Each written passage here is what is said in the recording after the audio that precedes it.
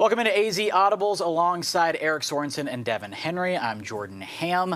Guys, the big news around high school football right now here in the state of Arizona is Brophy's hire of Jason Jewell, obviously a part of our team here at Sports 360 AZ. Eric, what do you make of this hire?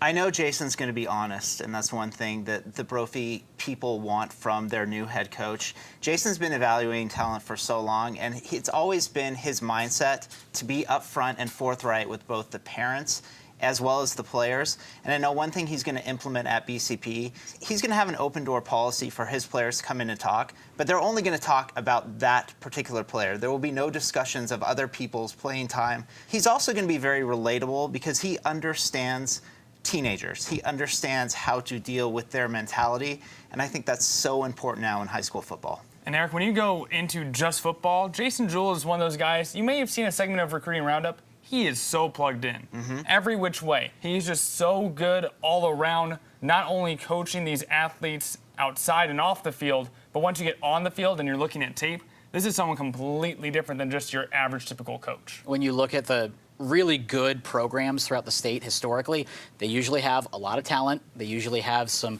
resources that they can use towards the weight room, towards the field. But I think first and foremost, it's usually a coach that is all about the kids. And that's exactly what Jason Jewell is. No doubt. There's no question in my mind, co-hosting with him for so many years, that he is of the kids and he wants to make sure that they're getting opportunities at the next level. They're enriching their lives and enriching the community's lives. He's going to have plenty of talent that he can work with. He's going to have some really good resources, a weight room that I'm sure he's already in love with. But he's also going to keep that mentality of family and be able to really push them forward and, like you said, relate to them and hold them accountable. And on top of that, guys, Jason is modest enough to understand that this is a new experience for him, and he's reached out to other high school coaches within the state to sort of get advice on how to handle not only taking over at Brophy, but everything moving forward.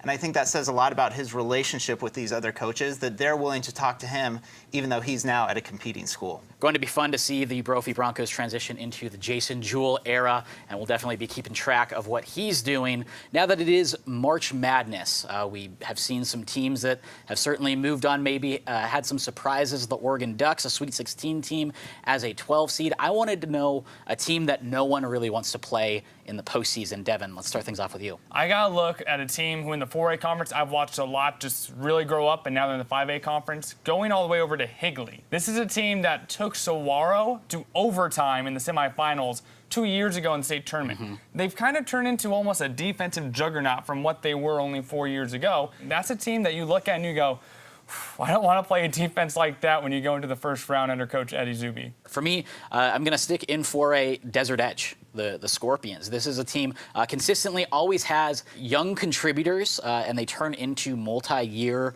contributors where it's guys where it's like, I feel like you've been here 6 years. Adrian Lara at quarterback. As a freshman, he tore it up. Elijah Marks, a big-time receiver. On the defensive side, Steven Ortiz Jr. Is just one of the top defensive backs. You see the sustainability that Coach Lucero has built for Desert Edge, and it's one of those things that no matter if you're the 1 seed or all the way through the 16 seed, usually when you see Desert Edge, you know that's going to be a very tough game. I'm going to jump back out to the East Valley, and I'm going to talk about Red Mountain. 6A school. 2 years ago, they made a somewhat improbable run, I would say, to the state semifinals. Last year, they upset Queen Creek before their season ended against Pinnacle, but this is always a team that seems to be playing their best football towards the end of the year, and last year they won 5 straight before the Pioneers knocked them out. Plenty of good Cinderellas, I feel like, and that just kind of speaks to the talent in Arizona statewide with the amount of good programs that are in here. So make sure to keep it to AZ Audibles each and every week for all your Arizona high school football storylines.